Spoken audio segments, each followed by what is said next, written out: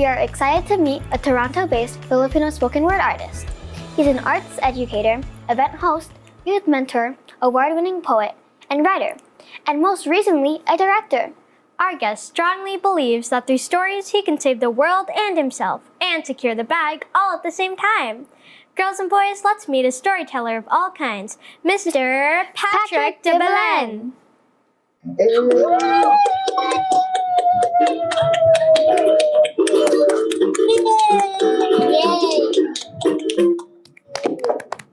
What's up? Thank you so much, all of you, for having me. I understand that even in the pandemic and everybody in many different places, it's not always easy to stay online at this time to talk. So I just want to say thank you so much for having me in your space for your Christmas special. Nonetheless, that's a big honor. Thank you. So Patrick, can you please tell us about yourself and your art? Sure. Well, my name is Patrick de Belen. I'm a Filipino-Canadian spoken word artist, as you mentioned. And the art I do is spoken word poetry. It's a style of storytelling, kind of like poetry, but meant to be performed, because a lot of poetry that we read is in books and things like that. But spoken word is in person, kind of like, comedy or rap. It's very much a performance art.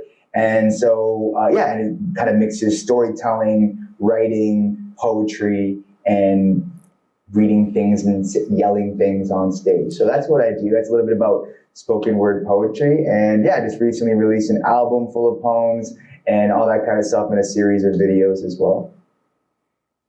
Oh wow! Well, you basically just answered my next question, which is, what is spoken word?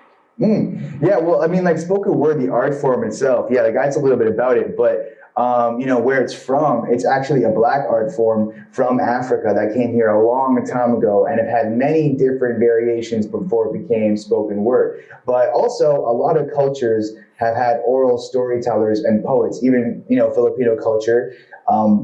Poets originally in our history were the captains of ships. So imagine a captain of a ship rehearsing a poem while all the rowers behind them are like keeping in sync to the rhythm of that poem.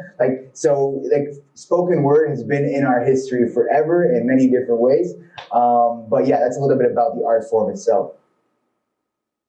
Okay, thank you. Well, now it's time for our Q&A from our Epic Gen kids. So, what inspired you to do this poetry rapping kind of thing? Spoken word poetry is what you can call it. And it's actually very popular in the Philippines too, but in the Philippines it's a little bit different. Like spoken word is, you guys know the word like hugot, like very like romantic kind of style, like lovey-dovey poetry. But spoken word is still very much popular there too. But where I get inspired to write them, I write them about everything and anything, like there's a time in the day where you feel like you want to tell a story. Like for instance, my Lola, she just passed recently, rest in peace. And, it's inspired me to talk a lot about her story and moving to Canada and things like that. So sometimes in your life, you have a story to tell and, you're inspired by that story. And that's where most of my poetry comes from, family, love, hardship, and being Filipino, things like that. Where did you learn about spoken word? That's a good question. Well, I first started rapping. I think you guys are more familiar with that concept, but that's how I started. I was rapping. I was like rapper, like, Glock 9, blah, blah, rap. But then I think I started doing more poetry in high school. So, I think when I got to high school as English class, I had a poet come to my class and he taught us about poetry and spoken word. So my art form started to change a little bit in high school. So that's how it kind of changed from rapping into spoken word. What is your favorite color? Great question. Depends on the day, but I feel like green is one of the more consistent answers. Green is a good color, even now during this time of year. And you like green too? Okay, green gang. Sick. Anyway, any other green gang in the room? I don't know. Okay, sorry. There's probably other questions. I won't take up too much time talking about green. What is your favorite band and song? Oh, that's hard. but it's a good question.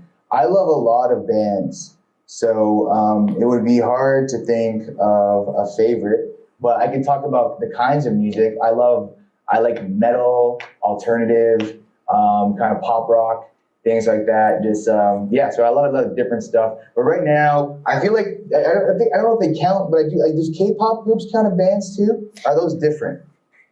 Is that different than a band? I feel like it's different than a band. But that's my kind of music. I love a lot of bands in that right now. Yeah, I can't really think of. I mean, Nirvana I was a big fan of Nirvana growing up. Sublime, you know, some Canadians too, like Bill Scarlett, Protest the Hero. Yeah, a lot of other stuff too. I think you should go in. A lot of Canadian artists have a lot of great bands come from Canada. So yeah. It's cool.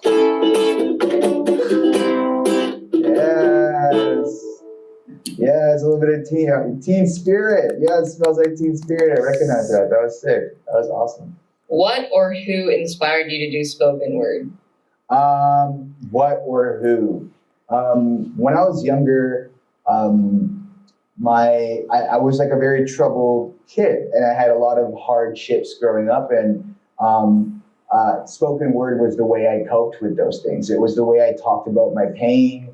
It was the way I talked about, just being a kid and going through hard things. And so that's initially what just inspired it, was telling my story, hoping that there'd be someone on the other side who kind of understood where I was coming from, And I think for a lot of young people, it's that. We just kind of want to be understood and want to have someone be there and be like, yeah, I get you. And so that's what inspired me to start, really. It's just I had a lot of stories to tell, and I had a lot of things to get off my chest. Can you give us an example of your rapping? I'm scared of heights. I heard it's lonely at the top. Dying alone is a given, but living alone is none. Scared of being complacent while hoping for something different, that I need a life's worth of photos first before I can figure out what's missing. And I'm scared of people thinking that I have a boring life, so I delete photos when they get less than 100 likes. And I'm scared that no one loved me unless I learned to love myself, when I know that sometimes I'm just alive for someone else. And I'm scared. Yeah, okay, that's a little sample of my poem called Fear Right. But you can check that. Thank you. You can check that out. It's on Spotify. Spoken word is like one of those art forms where it's really accessible. It doesn't. You don't have to spend a lot of money to start. It just requires a notebook and a pen, and you can just write a story. And so anyone can do it. Okay. So I have a question now. So, for people who want to get into spoken word, do you have any advice for them? I would say, just get in the habit of writing down your thoughts. And you don't have to do it in a notebook if you use a phone, if you're whatever, but get in the habit of keeping a journal or a diary or something like that, just to talk about your day. Write some weird thoughts, if you're on the bus or you're headed to school and you see something super weird or funny, write it down, document these things. Every single day you see so many things without realizing it, and all of that is information that could be art and storytelling. So keep a notebook or your phone app with you and just start documenting. It's almost Christmas time. You're gonna see a lot of great things happen at your house, like family stuff and all this wild things happening at home. Document those things, and when you're older and you read it again, it can be interesting and useful for something. So if you want to get into spoken word, all you gotta do is write about your day, and you can start there. I have a question for you. What was your favorite composition? One that I've created, I would say, I think Fear Right, the one I just will give you a little sample, that was one of my favorites because I got to work with a bunch of skateboarders. We went to a skate park in Toronto, and we put poetry with skateboarding, which doesn't usually happen, and a cool little hip hop trap beat behind it. So that's one of my favorite pieces because of what it talks about too. It's very vulnerable, and I talk a lot about what you're scared of as a young adult, and so I'm kind of honest. And you don't see a lot of dudes, I think, in hip hop at least, talking about things that they're scared of. It's this level of vulnerability that a lot of artists don't really talk about if you're a dude or whatever. So I think it's important for a lot more dudes to talk about their fears. I think it opens up a good conversation. So that's one of my favorites. But also Butterfly Knife is one of my favorites too, because I got to work with a bunch of amazing women doing martial arts, just beating up a bunch of bags, and that was really cool. because, I believe that, they were all superheroes. And so it's cool to be around real life superheroes for a shoot. You know what? I listened to Butterfly Knife maybe like a few days ago. I actually like it. Like I like the beat to it. Yeah. Thank you. I think the biggest compliment in the world to hear from someone is I actually liked it. Not just I liked it, I actually liked it, because that means that you thought you weren't gonna like it. And I think that I really appreciate that. So thank you. It's like it's really good though. Like okay, I like the beat, and I really like the lyrics to it, Yeah, thank you. It's No, nice. I really appreciate it. Thank you. Or if anyone in the audience is low key, like an actual spoken word artist, if you want to write some bars, you want to write some art, do some storytelling, if that's what you like to do, yes, I see some hands up. So hit me up on Instagram. We can talk. I can connect you to some places, or even email or something, whatever it is, you can get connected. Patrick, before we say goodbye, would you like to share an inspirational message for our youth this Christmas season? Absolutely. I just wanted to say from PDB, Merry Christmas, Happy Holidays to all the families out there. I understand that, sometimes being a Filipino means that you have family and loved ones all around the world. And a lot of them are going through some stuff right now, whether or not it's the weather problems in the Philippines and the typhoons, or problems at home with COVID and lockdown. So I understand that we're dealing with so many obstacles that prevent us from connecting with our family. But I just want to remind you how important it is. And I hope that you can all still find time to see loved ones on Zoom or something over the Christmas holidays, because that's an important relationship, especially as a Filipino. That's what we're known for. This time is to connect with family, your loved ones. And so I hope that you all get to do that somehow, digitally, virtually, over the holidays, even in this distance. But thank you so much.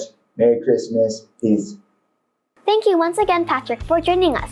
Now, let's watch his latest spoken word piece, Butterfly Knife, in collaboration with DeSanto's Premier Martial Arts, featuring all-women local fighters. It's about learning from the things in life that hurt us and not letting that stop us from trying.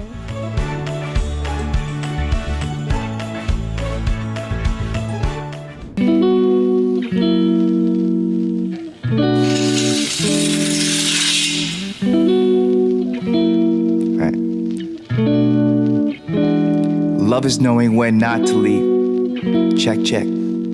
Peace is something people died for. Bravery is wearing hearts on sleeves, but brains is a butterfly knife in the side drawer. See, it's hard not to hurt when you're hurt, to see a world for what it is and what it's worth. So I'll spend these last few minutes here on earth praying you still learn to love it at its worst. Cause I've seen my heroes snake young artists for a grand check, while the few underground leaders that we haven't thanked yet write poems like bullets in the dark.